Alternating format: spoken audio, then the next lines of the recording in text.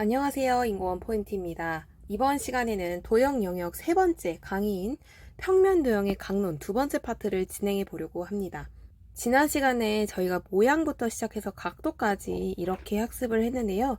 이번 시간에는 삼각형, 그리고 사각형, 다각형 배우면서 좀 더 정의와 성질들을 구체적으로 논해보고, 그리고 마지막 합동과 대칭까지 하면서 평면 도형의 강론 부분을 마무리 지어보도록 하겠습니다. 그럼 가장 먼저 삼각형, 4학년 2학기에 처음 등장하게 되는데요.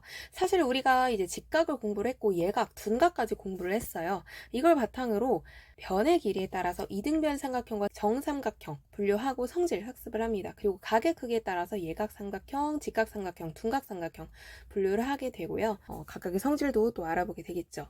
그래서 말씀드렸던 것처럼 직각삼각형, 예각, 둔각, 삼각형 세 각의 크기의 합을 학습을 했는데 이걸 바탕으로 변의 길이에 따라서 또 각의 크기에 따라서 분류를 해보게 됩니다. 그리고 이걸 바탕으로 공통 속성을 추상화해서 개념을 정의하게 되는데 정형화된 삼각형에만 고착되지 않도록 다양한 모양과 방향의 삼각형을 제시한다는 점에서 또 다시 한번 딘지의 개념학습 원리가 여기에 녹아들어 있게 됩니다. 그리고 자나 각도계와 같은 도구 활용한 조작 활동을 통해서 속성을 파악하고요. 중요한 부분이 우리가 직사각형 안에 정사각형이 포함이 되잖아요. 마찬가지로 이등변 삼각형은 두 변의 길이만 같으면 되기 때문에 세 변의 길이가 같은 정삼각형을 가지고도 이등변 삼각형이라고 할 수 있다는 거죠. 그러니까 정삼각형은 이등변 삼각형이다 라고 할 수 있는 것인데 이런 포함관계 강조해서 지도를 하면 안 되겠죠. 자연스럽게 알게 하는 것이 중요하겠습니다. 그러면 제일 먼저 변의 길이에 따른 삼각형 분류를 할 때 당연히 자로 길이를 재어서 분류를 하게 돼요. 먼저 길이가 같은 변이 있는 거, 아예 없는 거. 그 다음에 길이가 같은 거 안에서도 세 변의 길이가 모두 같은 거, 두 변의 길이만 같은 거. 이렇게 해서 정삼각형과 이등변 삼각형을 지도하기 위한 어떤 빌드업 과정이 있고요. 바로 이등변 삼각형, 두 변의 길이가 같은 삼각형, 그 다음에 세 변의 길이가 같은 삼각형, 정삼각형 개념을 도입을 하게 됩니다.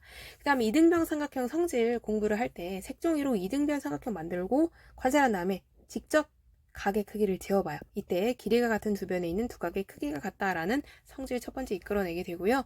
두 각의 크기가 같은 삼각형 그리는 방법 이것 또한 마찬가지로 계속 지난 시간에도 말씀드렸다시피 도형 영역에서는 어떤 정의나 성질을 구체적 조작으로서 확인을 한단 말이에요. 그렇기 때문에 이것 또한 두 각의 크기가 같다라는 그 성질을 바탕으로 삼각형을 그리는 것이니까 이 조작 과정을 여러분들이 반드시 알고 계셔야 되겠습니다. 서술하는 거 나올 수 있어요. 정삼각형 성질 마찬가지로 색종이를 서로 다른 세 방향으로 접고 변의 길이와 각의 크기 재어서 비교해 봤을 때 세 각의 크기가 모두 같아요. 그리고 정삼각형 그릴 때 주어진 선분 양 끝에 크기가 각각 60도인 각 그리고 쭉 연결했을 때 이 만나는 점을 찾아서 삼각형을 완성을 하면 되겠죠. 얘도 마찬가지로 조작 과정이니까 확인해 주시기 바라겠습니다. 그리고 변의 길이에 따라서 삼각형을 분류를 해봤으면 이번엔 각의 크기에 따라서 삼각형을 분류를 해봐야 되겠죠. 예각 삼각형은 세 각이 모두 예각인 삼각형입니다. 그리고 직각 삼각형은 한 각만 직각이면 되고요. 둔각 삼각형은 둔각이 있는 삼각형, 즉 한 각이 둔각인 삼각형이에요. 그렇게 해서 예각 삼각형과 둔각 삼각형 개념을 도입을 하게 되고 이때 직각 삼각형과 둔각 삼각형을 예각 삼각형의 특수한 형태로 분류하는 경우가 있을 수 있는데 그게 아니라 세 각이 모두 예각일 때만 예각 삼각형이라는 것. 우리가 그때 도형 첫 번째 단원에서 기본 이론 때 계층적 분류와 분할적 분류 방법 공부를 했잖아요. 바로 이걸 말하는 거예요. 그러니까 이제 둔각 삼각형과 직각 삼각형을 예각 삼각형 안에 있는 어떤 특별한 형태로 본다는 게 바로 계층적 분류처럼 이해를 하려고 하는 것인데 그게 아니라 이렇게 하면 굉장히 번거롭다는 거죠. 그래서 분할적으로 분류하는 것이 적합하다는 겁니다. 어떤 것의 특별한 형태로 보는 게 아니라 서로 다 각자 다른 걸로 본다는 거예요. 네, 그래서 특수한 형태로 분류하는 게 아니라 분할적 분류를 통해서 이해를 한다는 것 지도를 하게 됩니다. 그리고 한 각의 크기만으로 삼각형을 판단하면 안 되죠. 둔각 삼각형 같은 경우에는 두 각은 예각이에요. 그런데 두 각이 예각이라고 해서 우리가 예각 삼각형으로 보지 않잖아요. 즉 한 각만 둔각이면 되기 때문에 삼각형의 세 각을 모두 살펴보게 해야 된다는 거죠. 그래서 이렇게 알고리즘으로 예각 삼각형, 둔각 삼각형, 그다음에 직각 삼각형 이렇게 분류를 해볼 수가 있겠습니다. 그 다음에 변의 길이와 각의 크기에 따라서 하나의 삼각형이 동시에 이등변이면서 둔각일 수도 있고 또 부등변 삼각형이면서 직각 삼각형일 수 있고 이렇게 다양하게 조합이 만들어질 수가 있는데 그때 우리가 기본 이론 처음에 공부했었을 때 이 변의 길이 가지고도 세 가지 나올 수 있고 각의 크기 가지고도 세 가지 나올 수 있는데 9가지 조합 중에 직각인 정삼각형과 둔각인 정삼각형은 없다고 했잖아요. 그래서 실제 가능한 조합은 7가지다 이렇게 정리를 했었죠. 그래서 그러한 부분을 여기서도 연결지어서 확인을 해주시면 좋을 것 같습니다. 그 다음에 5개념 지도할 때 학생들이 정의를 배웠기 때문에 정의를 바탕으로 각각이 예각삼각형인지 둔각삼각형인지 직각삼각형인지 이등변 삼각형인지 정삼각형인지 이렇게 정의를 바탕으로 비례를 설명할 수가 있겠고, 그리고 아까도 얘기했던 것처럼 세 각 모두에 주목을 해서 직각삼각형 안에 예각이 하나 있다고 해서 둔각삼각형 안에 예각이 또 있다고 이렇게 해서 이것을 예각삼각형이라고 보지 않도록, 예각삼각형이 어떤 특수한 형태로 보지 않도록 해야 된다는 부분, 이 부분을 주목해 주시기 바랍니다. 다음에 사각형은 수직관계와 평행관계 배우고, 이 평행이라는 개념을 바탕으로 사다리꼴, 평행사변형, 마름모 순서대로 새롭게 사각형을 학습을 하게 된 뒤에 직사각형과 정사각형 성질을 추가적으로 공부를 하게 되는데요. 여러가지 사각형 사이의 관계는 다루진 않지만 교사는 알고 있어야 되겠죠. 가장 먼저 수직과 수선을 공부를 하게 됩니다. 그래서 두 직선이 만나서 직각을 이룬다 할 때 그때 그 두 직선을 서로 수직관계라고 이야기를 하고, 한 직선을 다른 직선에 대해서 수선, 수직인 선이라고 표현을 하게 됩니다. 그리고 이걸 확인하는 방법, 삼각자의 직각인 부분 대보거나 각도 이용해서 90도인 거 체크를 하면 되겠죠. 수선을 그는 방법도 마찬가지 삼각자로 긋거나 혹은 각도기 이용해서 90도 점 찍고 선을 그을 수가 있겠어요. 여기 삼각자에서 직각을 낀 한 변을 주어진 직선에 맞추고 직각을 낀 다른 변을 따라 선을 긋는 거, 혹은 주어진 직선 위에 점 찍고 각도기 중심 찍은 점 위에 맞춘 후에 밑끈과 주어진 직선이 일치하도록 한 후 90도가 되는 눈금이 점 찍은 다음에 그 두 점을 선으로 이을 수 있겠죠. 즉 다시 말해 두 직선이 만나서 이루는 각이 직각이거나 혹은 각도기 눈금에 90도가 되는 직선을 그어서 이 두 가지 방법을 통해 수직 관계를 파악을 할 수가 있겠습니다. 그러면 수직이라는 거는 두 직선이 90도로 만날 때를 수직이라고 하는데, 평행은 두 직선이 서로 만나지 않을 때 그때를 이제 평행이라고 하거든요. 그리고 두 직선을 평행선이라고 합니다. 그럼 평행선 그는 방법, 이게 이제 시험에 나왔던 부분이죠. 그래서 제가 반복적으로 말씀을 드리는 부분이, 우리가 도형 같은 경우에는 반드시 정의나 성질을 학습을 할 때 학생들이 구체적인 조작 활동으로 확인을 한단 말이에요. 그렇기 때문에 반드시 적어도 교과서에서 나오는 것만큼은 우리가 서술한 연습을 해야 되지 않을까 생각을 합니다.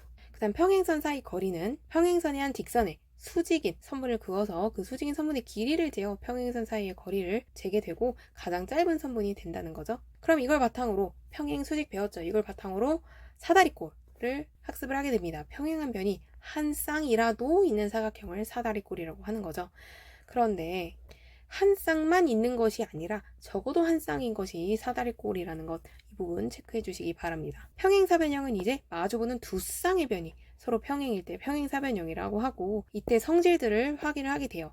그리고 이 성질을 확인하는 방법은 각도기나 자로 길이를 재거나 각의 크기를 재어서 확인을 하게 되는 거죠. 두 변의 길이와 마주보는 각의 크기를 재어보니 같다.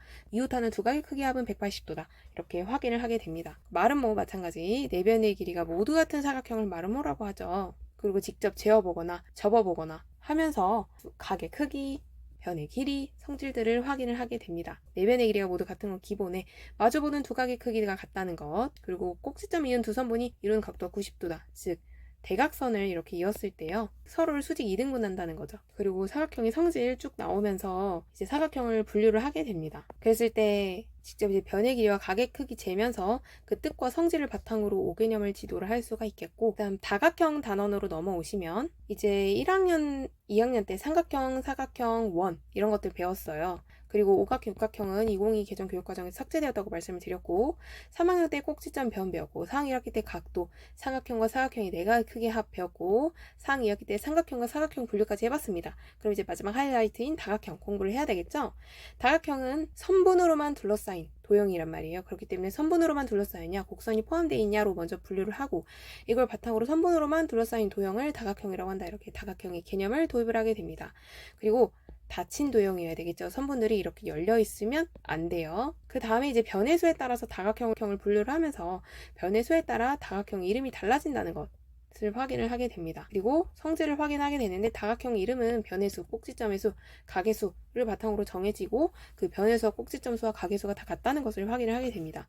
그 중에서 정다각형, 즉 변의 길이가 모두 같은, 또 각의 크기가 모두 같은 다각형을 정다각형이라고 하게 되는데, 자와 각도기를 이용해서 변의 길이와 각의 크기를 재어보게 되죠. 그래서 변의 길이가 모두 같고 각의 크기가 모두 같은 다각형을 정다각형이라고 합니다. 그럼 대각선은 뭘까요? 이웃하지 않은 두 꼭지점을 이은 선분을 대각선이라고 합니다. 은근 대각선 정의를 까먹는 분들이 많아서 다시 한번 읽어볼게요. 이웃하지 않는 두 꼭지점을 이은 선분을 대각선이라고 합니다. 그거 봤을 때 삼각형 대각선이 없죠. 네. 왜냐면 모든 꼭지점이 다 이웃하고 있기 때문에 그렇습니다. 그 다음 이제 사각형에 대각선을 그으면서 두 대각선이 만나 이루는 각도를 비교함을 통해 각도를 비교해 보면서 성질을 또 파악을 하게 되는데, 평행사변형이랑 직사각형은 두 대각선이 서로 수직으로 만나지 않아요. 마름모랑 정사각형은 서로 수직으로 만나죠. 이렇게 수직으로 만납니다. 그리고 평행사변형, 마름모, 직사각형, 정사각형 다 한 대각선이 다른 대각선을 똑같이 둘로 나누죠. 수직으로 이등분하는 건 뭘까요? 마름모랑 정사각형에 해당하겠죠. 그 다음에 대각선은 반드시 꼭지점끼리 연결을 해야 되겠고, 단순히 가로지르는 선분이나 직선이 대각선이 아님을 대각선의 정의 바로 뭐였죠? 이웃하지 않은 두 꼭지점을 이은 선분이라고 했잖아요. 그 정의에 기반해서 검토할 수 있도록 지도하면 되겠습니다. 그래서 여기 단계에서 크게 오개념은 많진 않아요. 왜냐면 굉장히 간단해서. 그런데 다각형과 정다각형의 정의에 빗대어서 어떤 것이 다각형인지 어떤 것이 정다각형인지 또 아니라면 왜 그런지에 대해서 설명할 수 있다는 거죠. 그 다음 마지막 5학년 때 학습을 하게 되는 합동과 대칭입니다. 합동과 대칭은 우선 합동에서 대응변, 대응점, 대응각 이 성질들을 알아야 되겠고, 선대칭과 덤대칭 도형 이해하고 그릴 수 있어야 되겠는데, 우리가 모는 종이, 전판, 투명 종이 활용해서 구체적 조작 활동을 통해 대칭 개념 이해를 하고, 같은 무늬 찾기, 종이 겹쳐 오리기, 도장 찍기, 데칼코마니 같은 구체적인 활동, 이 활동들을 반드시 기억을 해주셔야 되겠습니다.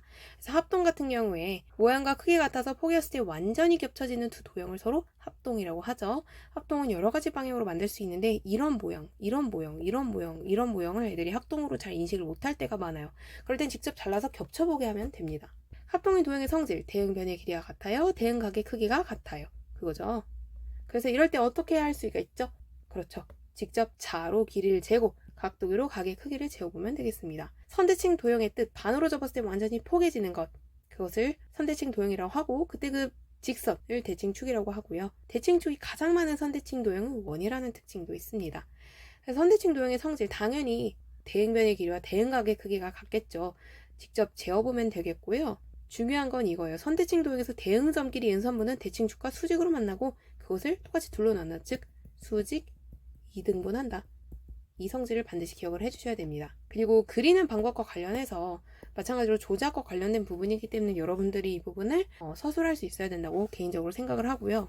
확인하는 방법은 직접 본 떠서 접어보는 게 가장 정확하겠고, 또 자로 재거나 각도기로 크기를 재어서 대응변의 길이와 대응각의 크기가 같은지, 또 대응점에서 대칭축까지 거리가 같은지 확인을 해보면 되겠습니다. 또 수직 이등분 하는지 성질들을 검토를 해보면 되겠어요.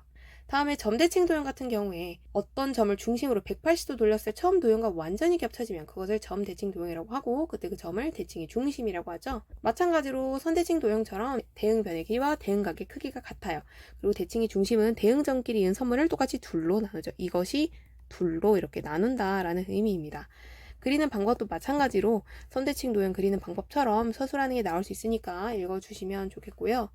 확인하는 방법도 동일합니다. 직접 본떠서 돌려보거나 대응변의 길이, 대응각의 크기 같은지 확인해보거나 대응점끼리 이은 선분이 대칭의 중심에 의해서 둘로 나뉘어지는지 확인하면 되겠죠. 그래서 그냥 개념에 빗대어서 이제 확인을 해보게 하는 게 중요하겠고, 선대칭 도형임을 파악하기 어려워하거나 점대칭 도형을 파악하기 어려워할 경우 투명종이 본떠서 직접 직선 따라 겹쳐보게 하거나 한 점을 중심으로 180도 돌려보게 하거나 하면 되겠습니다. 네, 이렇게 해서 강론 강의를 2번에 걸쳐 모두 마무리를 해보았는데요. 다음 시간에는 저희가 기출분석 내용을 볼 거예요. 그래서 말씀드렸던 것처럼 1위 평면도형의 정의, 성질, 구성요소, 바닐레의 기하사고 수준, 그 다음에 딘즈의 개념학습 원리, 이렇게 크게 3가지 주제를 다음 시간에는 같이 볼 겁니다. 그리고 마지막 시간에는 입체도형, 기본 개념, 그 다음에 강론 내용, 그리고 마지막 기출분석까지 한꺼번에 같이 볼 거니까요. 다음 시간에 기출분석 내용을 가지고 한번 같이 공부를 해보도록 하겠습니다. 그럼 다음 시간에 봐요. 안녕!